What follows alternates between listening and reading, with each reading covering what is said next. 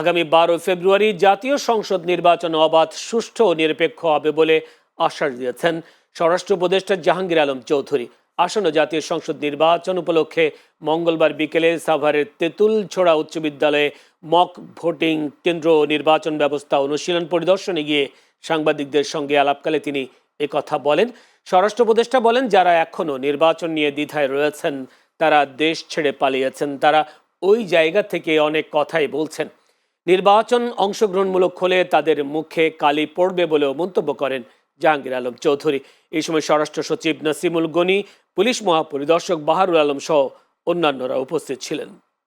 আপনাদেরকে আমি অনুরোধ করবো, আপনারা আমাদের এটা উত্তর দিয়ে দিবেন যে সবাই ভোট কেন্দ্রে আসতেছে এবং ওদের মুখে সেই সময় কালি পড়ে যাবে।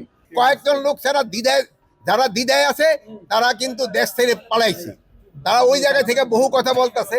তাদের যদি সাহস থাকে তো দেশে আসে, তার আইনের আশ্রয় নেই।